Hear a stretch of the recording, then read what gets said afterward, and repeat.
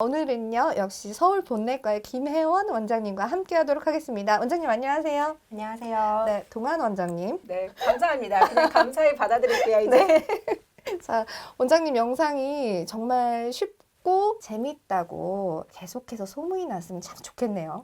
그러게요. 소문 좀 내주세요. 그러게요. 소문 좀 내주세요. 그러게요. 소문 좀 내주세요, 여러분. 네, 여러분. 네.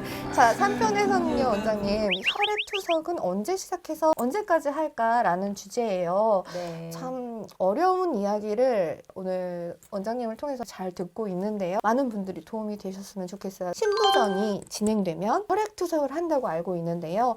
정확하게 어떤 상황에서 혈액투석이 고려가 되는지도 궁금해요. 네. 나 어디 아픈가? 이렇게 병원 가서 듣는 내용은 아니잖아요. 네네. 투석을 하게 되는 사실 그 투석의 적응증이라고 저희는 표현을 하는데 이런 투석을 하게 되는 이유는 사실 좀 많아요. 네. 네, 전해질 불균형. 이 전해질이라는 건 나트륨, 칼륨, 클로라이드 이런 약간 화학 시간에 들어봤을 법한 그런 저 공부를 안 한 것 같아요. 그런 뭔가 이런 이온 물질들이 사실 우리 몸 안에도 되게 많거든요. 네네. 이런 물질의 균형을 잡아주는 게 콩팥인데 이 균형이 깨졌는데 그거를 약물로 교정하기엔 불가능한 아주 심한 교정 또는 교정이 잘 되지 않는 상태 이럴 때도 투석을 할 수가 있고요. 요독증이 지속되는 거. 요독증은 사실 비유엔이라고 하는 크레아티닌이라고 하는 한 번쯤은 들어보셨을 수도 있는 네. 혈중 요소 질소 그리고 크레아티닌 이런 수치들이 올라가는 게 사실 요독증이 좀 심해지면서 수치가 좀 올라가면서 같이 이제 올라가거든요. 요독증이 이런 게 지속이 되면 투석을 또 하게 되고요. 심하게 막 퉁 부어요. 우리 그냥 라면 먹고 나서 아침에 붓는 그런 정도의 부종이 아니라 우리가 피팅이데마 이렇게 얘기를 하고 이게 사실 한국말로는 오히려 좀 어려운데 함요 부종이라는 표현을 쓰거든요. 함유 부종. 네, 근데 이제 피팅이데마라고 하는데 다리가 이렇게 누르면 이렇게 쑥 들어가서 안 나와. 근데 이제 그게 정말 부종이 너무 심해져서 이렇게 막 피부에서 정말 막 물이 나올 정도로 심해지는 경우도 있어요. 그 정도까지 심해지면 안 되고 아무튼 부종이 너무 심한데 조절이 안 되는 경우, 아니면 요 부종이 수분이 이제 이런 다리나 팔이나 얼굴이나 이런 데만 가는 게 아니라 폐로도 가고 배로도 가고, 네, 배로 가서 복수가 찰 수도 있고 폐로 가서 폐부종이 생기면 숨이 차거든요. 네, 이런 것들. 신부전으로 인해서 호흡이 잘 안 되거나 어떤 일부 약물 중독에서는 투석으로 또 제거가 좀 되기 때문에 이런 경우에도 투석을 하게 될 수가 있고요. 심한 대사성 산증 이런 것들이 모두 이제 적응증이 될 수가 있어요. 네. 근데 이제 만성 신부전 환자들 중에서 투석을 하시게 되는 가장 이제 흔한 적응증은 요독증이 지속되는 경우랑 자, 요독증이란 이 소변에 독이 있는 증상인가요? 아니요. 요독증이라는 거는 혈중에 혈액에 노폐물 수치, 요소 질소라고 하는 비유엔이라고 하는 요소 질소들이 수치가 많이 올라간 상태 그리고 그걸로 인해서 증상이 생기는 걸 요독증이라고 얘기를 제가 해요. 이렇게 무시했네요. 그건 너무 당연히 사실 모르실 수밖에 없습니다.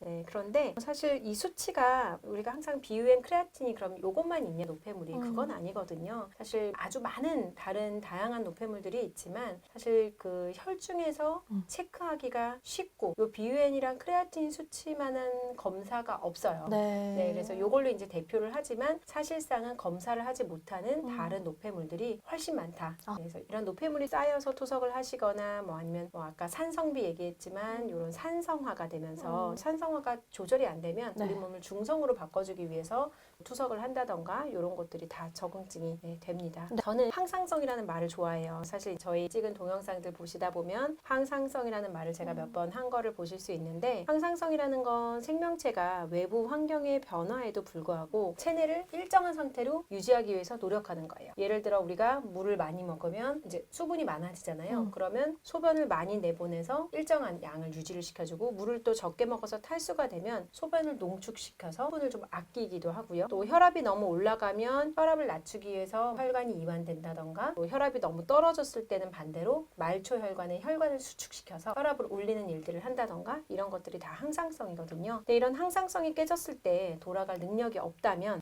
그때는 그 장기에 뭔가 대체 치료법이 필요한 건데요. 항상성의 가장 큰 역할을 한다라고 하면 글쎄 다른 과 선생님들은 또 반대하실 수도 있지만 신장은 이 항상성을 유지하는데 아주 큰 기능을 하는 기관이기 때문에 신장 기능이 거의 남아있지 않다면 이런 항상성 유지에는 아주 큰 곤란을 겪게 됩니다. 그래서 즉각 교정을 하지 않았을 때 생명이 위급해진 경우 아니면 항상성이 깨졌는데 신장 기능이 너무 없어서 돌아갈 수 없다. 이건 시간을 두고 기다려도 좋아질 가능성이 없다라고 판단이 되면 그때는 투석이라는 치료 방법이 필요하게 되는 거죠. 노폐물 농도가 지속적으로 상승을 해서 아까 요독증이라고 물어보셨었는데 요독증이 생기면 이제 흔하게 생기는 증상들이 있어요. 네, 식욕이 좀 없어지고요. 네. 또 메스껍고 음. 피곤하고 그러다 보니 뭐 짜증도 많이 내고 호흡곤란도 생기고 왜냐면 폐부종이 또 동반되니까 네, 그리고 요독증 때문에 몸에서 적혈구의 수명이 짧아집니다. 네네. 네, 그래서 빈혈이 또 잘 생기고요. 또 혈소판이라고 해서 피를 멎게 해주는 네, 이런 기능이 또 장애가 생겨서 네. 네, 출혈이 또 많이 생길 수가 있어요. 어디든 출혈이 생기는 거죠. 뭐.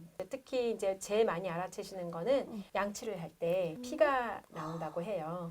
네, 아니면 어떤 시술을 하거나 뭔가 치료를 받았을 때 피가 좀 일상적이지 않게 많이 나는 거죠. 예를 들어 이빨을 뽑았는데 너무 많이 나는 거예요. 지혈이 안 되고 이런 식으로 요독증이 심하게 있고 조절이 안 되는 상태에서는 뭔가 출혈을 할 만한 어떤 시술을 하거나 그랬을 때는 출혈의 위험성이 훨씬 더 커질 수 있거든요. 이런 요독증의 증상들이 있는데 이때 투석을 하지 않는다면 이제 이 요독증은 조금 더 진행이 돼서 요독으로 인해서 심장에 염증이 생겨요. 심장이요? 네, 심장. 오. 네, 심장을 싸고 있는 그 심막, 그 심낭이라는 주머니가 있는데요. 네. 이 심낭 사이에 이제 물이 차요. 네, 그래서 음. 요독성 심낭염이라고 얘기를 하고 또 머리가 의식 저하가 오는 경우도 있어서 요독성 뇌병증이라고 얘기를 하기도 하고 네. 폐부종 아니면 뭐 심부전 이런 것들이 발생을 해서 결국은 생명이 위급한 상태까지 진행이 되기도 해요. 와, 이게 진짜 무서운 거네요. 네, 그렇죠. 네. 네. 그러면요, 선생님, 혈액 투석을 하는 기준이 따로 있는지도 궁금하네요. 적응증일 때 하긴 하는데 사실 조금 애매하잖아요. 뭐 얼마나 심한 게 심한 거고, 맞아. 네, 그 수치상으로 정해주면 되게 좋긴 한데 이게 예전에는 이 요소질소, 혈중 요소질소 수치를 요 정도에는 투석을 해야 된다 이렇게 정해져 있는 게 사실 좀 있었어요. 네. 뭐 대략 한 80 정도에는 하자. 그래도 늦어도 100 정도에는 하자. 뭐 이런 게 있었는데 사실 수치라는 게 절대적이지가 않아요. 네. 탈수가 되면 요소질소 수치가 뭐 150까지 뭐 200까지도 올라가기도 하고요.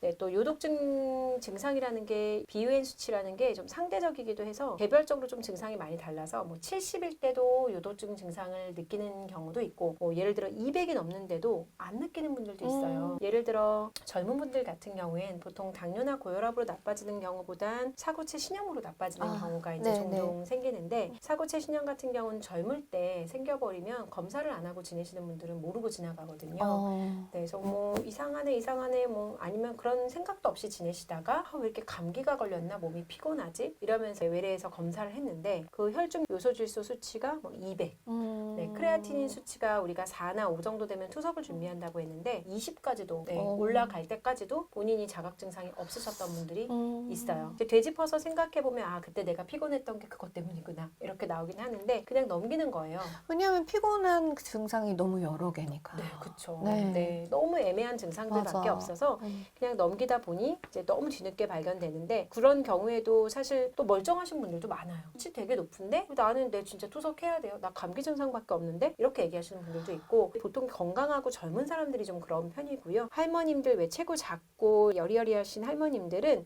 유엔 수치가 뭐 70, 80 요 정도가 되면 메스껍고 기운이 아예 없으시겠다. 기운도 없고 식사도 못 하시고 그래서 못 버티세요. 네. 네, 근데 이것도 아주 절대적이진 않아서 이제는 이런 수치를 정해놓고 투석을 한 해 만에 결정하기보다는 환자의 개별적인 증상이 있나 뭐 또 투석을 할 정도의 이런 준비가 되었나 이런 것들 네. 뭐 부종이 심한가 이런 것들에 따라서 네, 정하게 됩니다. 네.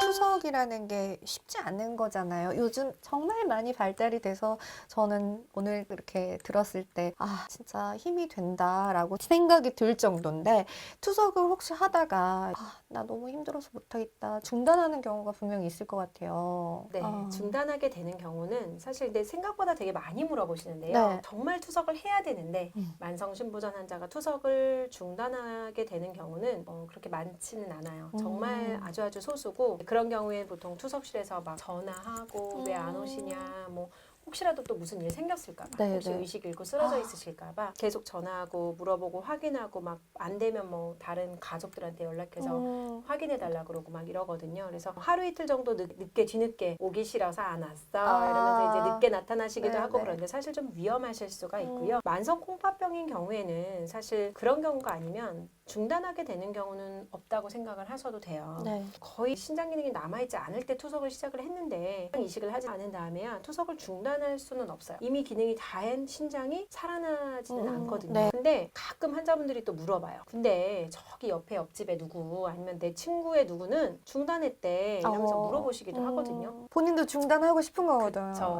네. 근데 사실 저희도 저희 병원에서 투석하시다가 중단하신 분들이 좀 있긴 있었어요. 네. 한두 분 정도. 그리고 제가 보험병원에 있을 때도 그렇게 해서 다른 데서 투석하시다가 오셨는데 중단시켜드리고 이제 하시는 분들도 있는데 그런 분들은 다들 투석을 시작하신 지 얼마 안 되신 그러니까 시작할 때 이게 만성신부전인지 급성신부전인지 애매하거나 네, 아니면 만성으로 신장이 좀 나빴는데 거기에 이제 급성이 추가되면서 급성으로 한번 좀 더 나빠지면서 신장 기능이 나빠지니까 아 이게 회복이 안 되겠다 또는 회복이 왜 이렇게 빨리 안 되지 그래서 투석을 시작했는데 뒤늦게 이제 회복이 되는 경우 네, 그런 경우가 있고요. 만성 신부전의 기준을 보통 3개월을 둬요. 네, 만성이라는 말을 쓰려면 신장 기능이 나빠진 상태로 3개월이 지나가면서 그걸 이제 만성이라고 표현을 하게 되고 네. 또 저희가 투석 환자분들이 장애 등급을 받게 되는데요. 이 장애인 그 등록증을 신청을 하는 기준이 투석을 한 지 3개월이 지난 다음에야 저희가 장애인 그 증명서를 써드리거든요. 3개월을 두면 대략 회복될 콩팥은 거의 대부분 회복이 된다라고 봐요.